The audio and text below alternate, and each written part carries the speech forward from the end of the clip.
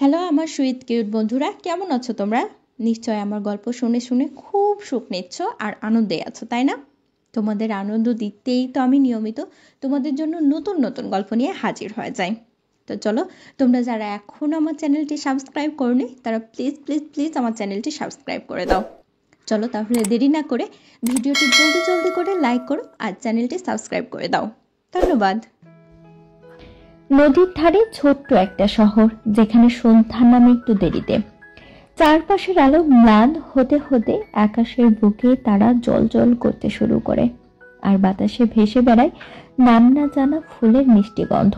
এই শহরে আমার ছোট্ট একটা বুক স্টোর আছে, যেখানে সারাদিন বইপ্রেমীরা এসে বসে, গল্প করে আর নিজেদের হারিয়ে ফেলে পাতার ভাঁজে। আজকে সন্ধ্যায় একটু অন্যরকম মনে হচ্ছিল। দোকানের বেশ কয়েকজন ক্রেতাও বেরিয়ে গেল, কিন্তু এক কোণায় বসে থাকা একজন লোক এখনো তার বইয়ের পাতা উল্টেই যাচ্ছিল। আমি বেশ কয়েকবার খেয়াল করেছি, সে প্রায়ই আসে, কিন্তু কখনো তেমন কোনো কথা বলেনি। চশমার ফ্রেমের পেছনে তার চোখ দুটো এতটাই গভীর যে কখনো কখনো মনে হয় সে আমাকে দেখার চেয়ে বেশি কিছু অনুভব করছে।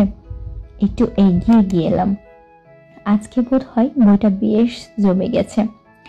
সে ধীরে ধীরে মুখ তুলে তাকালো, হালকা হাসলো, যেন অনেক কিছু বলতে চেয়েও চেপে যাচ্ছে।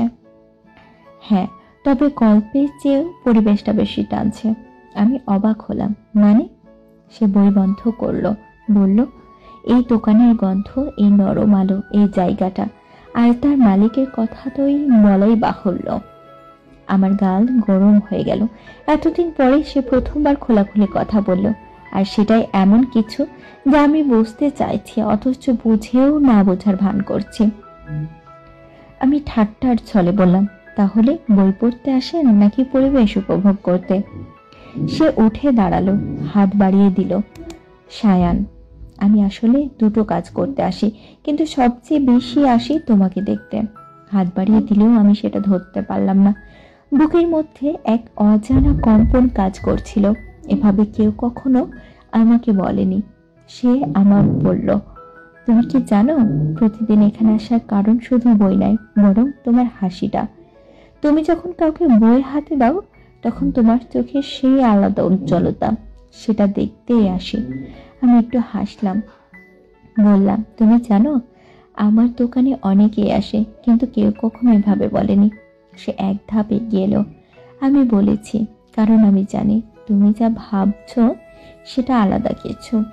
তোমার চোখে চোখ রাখলো।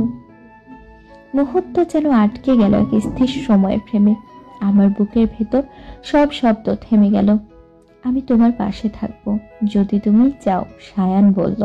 আমি ধীরে ধীরে মাথা নাড়ালাম। তুমি যদি প্রতিদিন আসতে চাও, তবে শুধু বইয়ের জন্য নয়।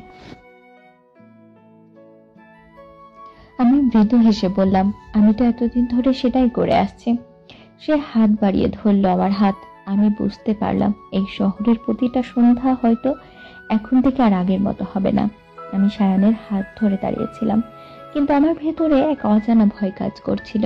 এতদিন বুক স্টোরটা ছিল শুধু আমার নিজের জগৎ, যেখানে আমি বইয়ের মধ্যে হারিয়ে যেতাম, নিজের একাকিত্বটাকে গুছিয়ে রাখতাম। আর এখন সেই জগতে সায়ান প্রবেশ করেছে, আমার প্রতিদিনের অভ্যাসের মাঝে নতুন অনুভূতির জন্ম দিয়েছে।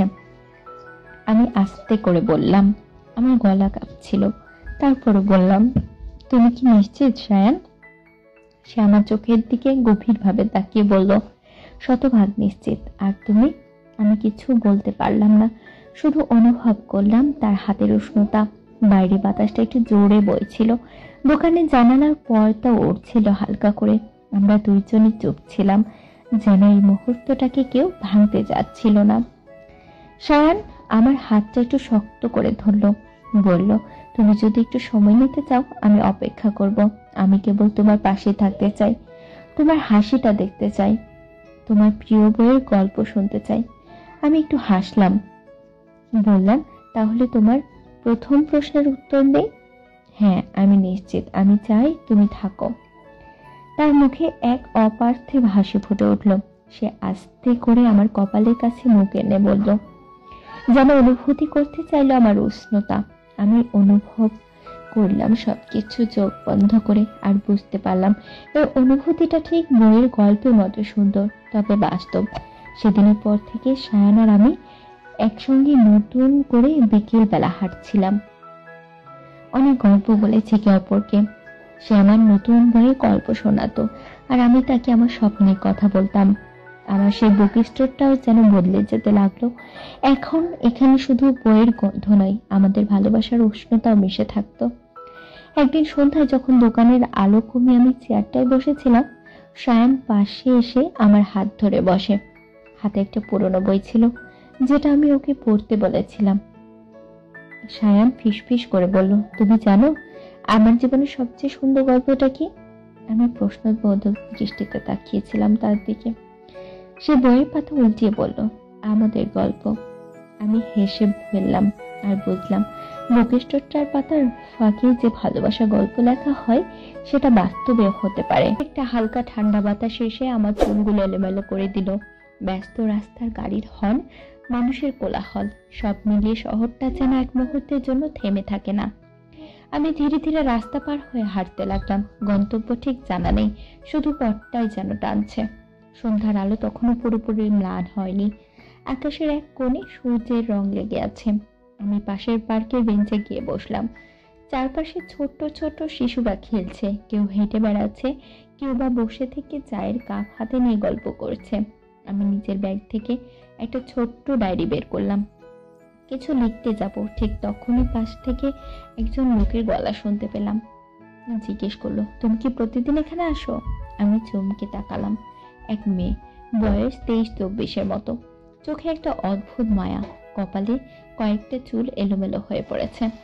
তার মুখে এক অদ্ভুত প্রশান্তির ছাপ, যেন কোনো গভীর সমুদ্রের মতো শান্ত। আমি মাথা নাড়ালাম, বললাম, না, হঠাৎই আসা। সে হাসলো। তাহলে আজকে আসার কারণ? আমি একটু হাসলাম, বললাম, ঠিক জানা নেই, হয়তো কিছু খুঁজতে এসেছি। সে ভ্রু কুঁচকালো। কি খুঁজতে? আমি ডায়েরির দিকে তাকালাম। হয়তো একটা গল্প। সে এবার পুরোপুরি আমার দিকে ঘুরে বসলো। গল্প লেখো? বললাম, হ্যাঁ, মাঝে মধ্যে। সে একটু হেসে বলল, তাহলে একটা গল্প লেখো যেখানে দুইজন মানুষ অজানা পথে একদিন হঠাৎ দেখা পায়। আমি তার দিকে তাকালাম। তুমি কি সেই গল্পের নায়িকা হতে চাও? সে মুচকে হাসলো, বলল, কেন নয়। আমার মনে হলো এই সন্ধ্যায়, এই রাস্তায়, এই মুহূর্ত, সবকিছু যেন একদম ঠিকঠাক মিলেমিশে গেছে আমাদের কথার সঙ্গে। আমি ডায়েরির পাতা উল্টে লিখতে শুরু করলাম। একটা শহরের কোন এক সন্ধ্যায় যখন কেউ খুঁজছিল এক টুকরো গল্প, আর কেউ ছিল এক গল্পের অপেক্ষায়। আমি ডায়েরির দিকে তাকিয়ে থাকলাম। কলমটা হাতে ধরে রেখেছি, কিন্তু একটা শব্দ লিখতে পারছিলাম না। মনে হচ্ছে গল্পটা ঠিক সামনে বসে আছে, অথচ কাগজে ধরা দিচ্ছে না। সে এক দৃষ্টিতে আমার দিকে তাকিয়ে লেখার দিকে তাকিয়েছিল। তারপর মৃদু হেসে বলল, গল্প লেখা কি এত কঠিন? আমি দীর্ঘশ্বাস ফেললাম, বললাম, গল্প লেখা কঠিন নয়, কিন্তু কিছু কিছু গল্প থাকে যা সহজে লেখা যায় না। সে কিছুক্ষণ চুপ করে রইল, তারপর ধীরে ধীরে বলল, তাহলে এই গল্পটা না হয় আমাদের একসাথে লিখি আমরা? আমি অবাক হয়ে তাকালাম। তুমি লিখতে চাও? সে মাথা ঝাঁকালো। শুধু লিখতে চাই না, আমি গল্পটা বাঁচিয়ে তুলতে চাই।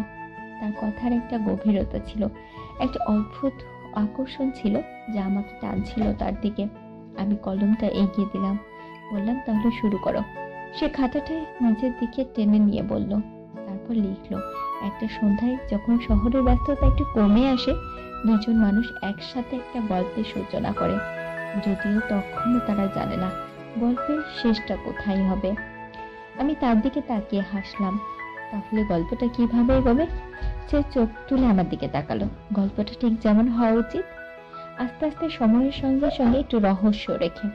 আমি অনুভব করলাম এই সন্ধ্যা, এই শহর, এই দুজন মানুষের গল্প, সবকিছু যেন একসাথে জড়িয়ে গেছে, ঠিক আমাদের মতোই।